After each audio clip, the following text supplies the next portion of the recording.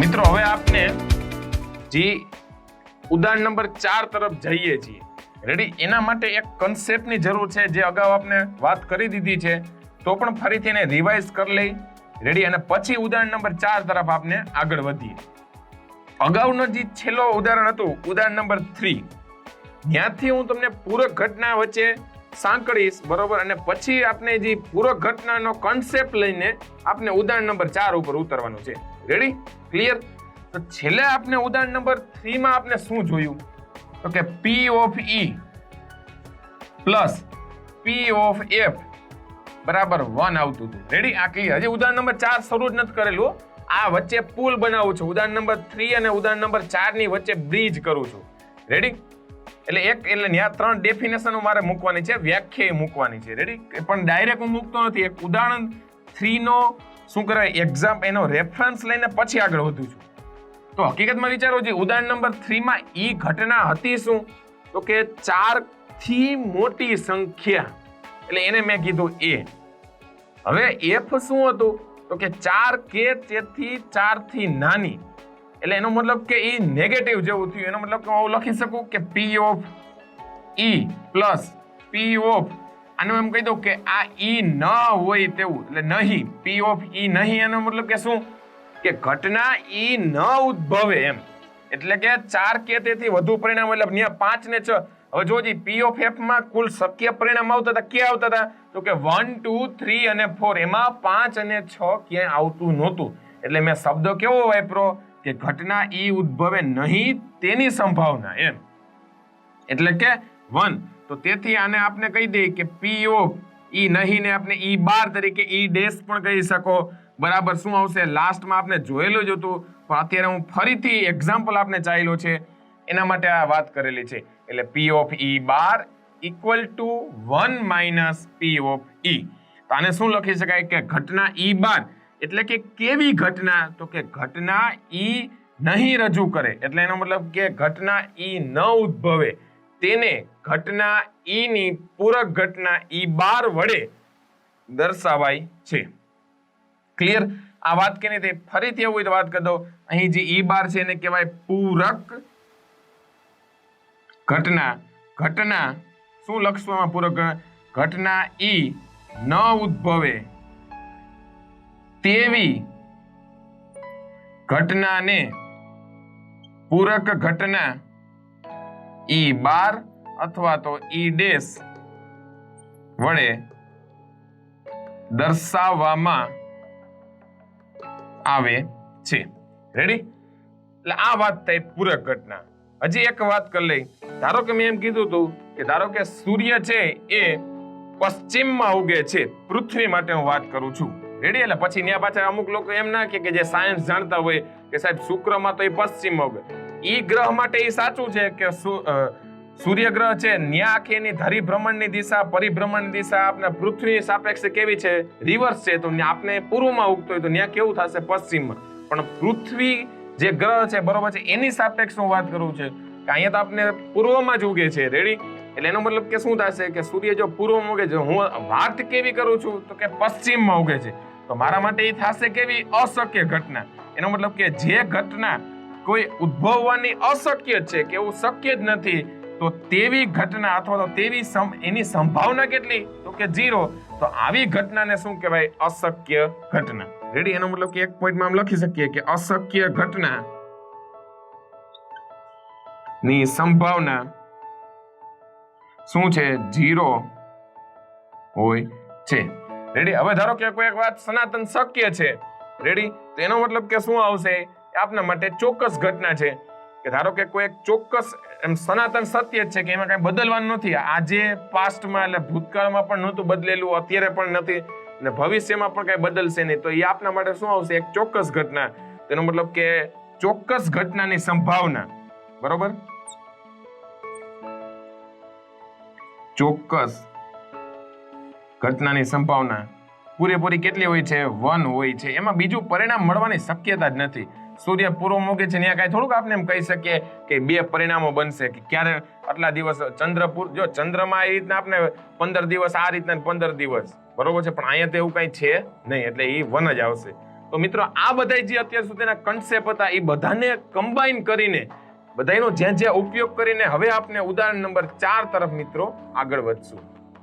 તો મિત્રો હવે આપણે ચેપ્ટર નંબર 15 સંભાવનામાં ઉદાહરણ નંબર 4 તરફ આગળ વધીએ.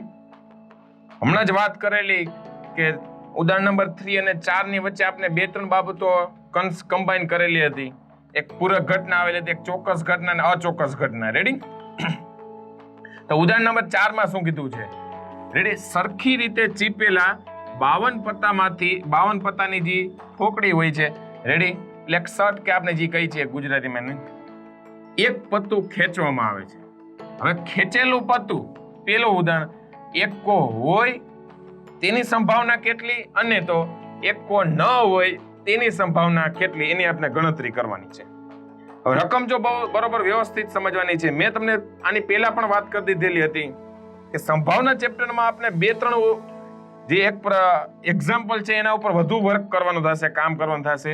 એક તો આવશે સિક્કાનું, રેડી, એક આવશે આ પાસાનું અને એક આવશે આપનું અત્યારે જે વાત કરીએ છીએ પત્તાની રમતમાં.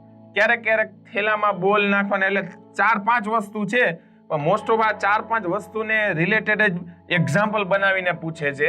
ક્યારેક પેપરમાં ટ્વિસ્ટ એટલે મીન્સ કે ફેરવીને પૂછવું હોય તો ક્યારેક પૂછે. આપણે એવા પણ એક્ઝામ્પલ જોઈ લેશું. 1-2 વખત એવા પ્રકારના ક્વેશ્ચન પૂછાઈ ગયા છે કે બીજા ચેપ્ટરને પણ આમાં ઇન્વોલ્વ કરીને સંભાવનાના એક્ઝામ્પલ પૂછે છે. ત્યારે ઘણા વિદ્યાર્થી મિત્રો એમાં થોડાક હેરાન થાય છે, પણ ઓમ વ્યવસ્થિત રીતના જો આપણે બધું વ્યવસ્થિત વાંચેલું હોય, દાખલા ગણેલો હોય તો પ્રોબ્લેમ પડશે નહીં. તો હવે 52 પત્તાની રમત છે આખી.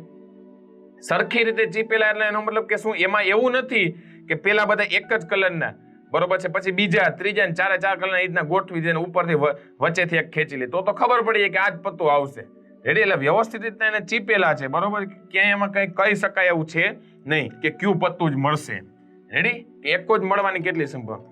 તો અગાઉ આપણે વાત કરી દીધી હતી કે ચામાં કુલ રંગ 2 હોય, લાલ અને કાળો. કુલ 4 પ્રકારની ભાત હોય છે. ભાત એટલે ડિઝાઇન હું કહું છું. રેડી? લાલમાં 2 હોય, એક લાલી અને ચોકટ આપણે જે કહીએ છીએ. રેડી? અને કાળામાં પણ 2 હશે. એક ખુલ્લી હોય છે જે ફૂલ મીન્સ કે પાંદડું હોય છે આપનું, બરોબર, એવા, અને એક નીચે કાળીનું પત્તું હોય છે. રેડી? કે જે પીપળાના પાન જેવું એમાં આપણે એ રીતના દેખાય. રેડી? તો હવે આ 4 ભાતને કોરસ્પોન્ડિંગ વાત. અહીંયા એમ નથી કીધું કે ચોકટ નો જ એકો અથવા તો કે ફૂલ્લી નો જ એકો અથવા લાલ નો એકો અથવા કાળી નો એકો, બરોબર. પણ અહીંયા શું કીધું છે? 52 પત્તા છે એટલે 52 માંથી તમે ગમે એ ખેંચશો, ક્યાંય રિપીટ ના થયો. આખા 52 પત્તામાંથી કોઈ પત્તું રિપીટ ના થાય. એટલે કઈ રીતના? તો કે એવું ક્યાંય એમાં છે નહીં કે ચોકટનો એકો બીજી વખત હોય, રેડી, કે લાલનો એકો બીજી વખત હોય. તો તેનો મતલબ કે બે વ્યક્તિઓને સેમ પન્ના મળે ને, બધાને કેવા પન્ના અલગ જ હોય છે. રેડી? એની અંદરથી પછી ભાત બનાવી જુદી રમત રમતા હોય છે. રેડી? તો હવે આપણે ક્વેશ્ચન તરફ આવીએ ફરીથી. આ બધી જે પત્તાની રિલેટેડ જે માહિતી હતી મેં તમને વાત કરી દીધેલી. રેડી? કુલ 52 પત્તા હોય છે એટલે 52 પોસિબિલિટી, શક્ય પરિણામોની સંખ્યા. જ્યારે પત્તાની વાત આવે ત્યારે નીચે 52 લખી નાખવા ખાસ. રેડી? જો કુલ આખા પત્તાની વાત કરે તો રેડી, એટલે એ ખાસ ધ્યાન રાખવું. યસ. હવે શું કીધું? તો કે પત્તું ખેંચવામાં એ કઈ વાત કરી દીધી. હવે એક પત્તું ખેંચીએ છીએ. પેલું આ ઉદાહરણ તરફ, એટલે મીન્સ કે પેલી માહિતી આપણે જે મેળવવાની છે એના તરફ આગળ વધીએ. કે છે કે એકો હોય તેની સંભાવના કેટલી? રેડી? તો કે જે આપણે પત્તાની જે ઠોકડી કે આપણે જે કહીએ છીએ એમાં કુલ કેટલા એકા હોય? તો કે 4. પેલા નંબર કેટલા હોય છે એ ક્લિયર કરી દે. પેલા એકો, પછી દૂડી, તીડી, ચોકો, પંજો, છક્કો, સત્તો, અઠો, નવો, દસો. પછી જે આપણે જે કહીને આપણે ગુલામ કહીએ છીએ. પછી ક્યુ હોય એને આપણે રાણી કહીએ છીએ અને કે હોય એને રાજા કહે છે. એટલે કુલ 13 પત્તા હોય છે, જેમાં 3 ચિત્રવાળા પત્તા હોય છે. રેડી? અને 10 હોય છે એ ચિત્ર વિનાના, એટલે મીન્સ કે ચિત્ર વગરના પત્તા હોય છે. ક્લિયર? આટલી માહિતી આમાં યાદ રાખવી ખાસ. ઘણા એક્ઝામ્પલ એવા પૂછે કે ભાઈ ચિત્ર વાળા પત્તાની સંભાવના કેટલી, ચિત્ર વગરના સંભાવના કેટલી. કારણ કે એ તો કોઈ પણ પ્રશ્ન પૂછી શકે. આપને એવું સંભાવના ચેપ્ટરમાં તો માનવાનું જ નહીં એવું કે આને જેટલા અંદરના ઉદાહરણ છે એમાંથી ન જ પૂછે. મોસ્ટ ઓફ કેસમાં છે ને ફેરવીને જ આના પૂછે છે. રેડી? કે આમાં બહુ કે એટલો એક જ કન્સેપ્ટ, એક જ સૂત્ર ઉપર બધા દાખલા છે, બીજું તો નવું તો કઈ આમાં છે નહીં. હવે એકો હોય તેની સંભાવના કેટલી થશે એ આપણે જોવાનું છે. સોલ્યુશન કરીએ આપણે સ્ટાર્ટ.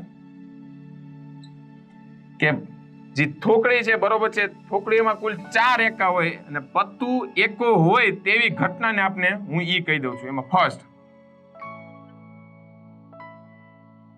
ધારો કે થોકડીમાં ધારો કે ના લખવી તો ચાલશે. થોકડીમાં કુલ 4 એકા હોય છે અને જે એકો પત્તું એકો હોય તે ઘટનાને આપણે ઈ કહીએ. રેડી? ઈ કહીએ તો એનો મતલબ કે શું થશે? ઘટના ઈ માટે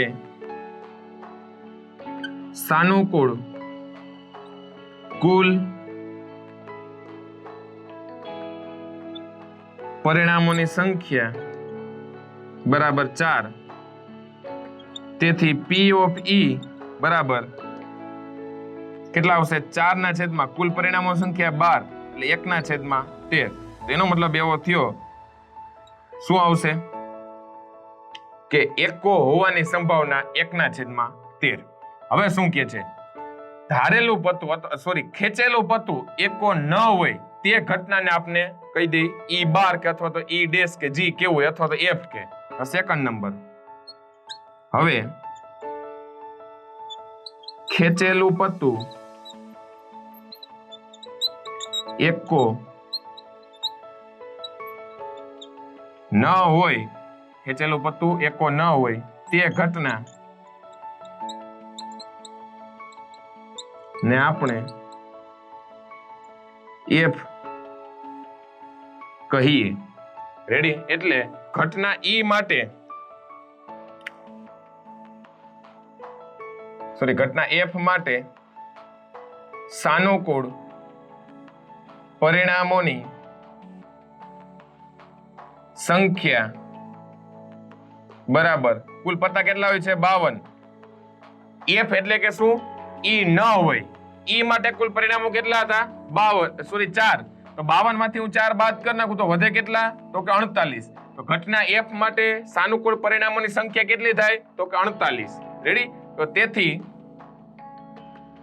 P ઓફ F બરાબર શું આવશે? પત્તું એકો ન હોવાની સંભાવના એટલે 48/52. કરીએ સ્ટાર્ટ. કેટલા થશે? 12 ચોક 48 થાય ને 13 ચોક ને 52 એટલે 12/13. આ રીતના આપની સંભાવના આવે. હવે અહીંથી જો બંનેની સંભાવના કમ્બાઈન કરો તો શું થાય? એટલે આ P ઓફ F અહીંયા સુધી બધું ક્લિયર જ છે, એમાં ના નહીં. રેડી? આ બધો આન્સર મળી ગયો બીજાનો. હવે કુલ સંભાવના કેટલી હોય? 1. એ તો ક્લિયર થઈ ગઈ. રેડી? હવે આપણે ઓલા સૂત્ર ઉપર આગળ વધીએ. P of E plus P of E bar is equal to 1. Clear? હવે જોજો, ખાસ ધ્યાન રાખજો. હવે P ઓફ E બાર એટલે કે P ઓફ ખેંચેલું પત્તું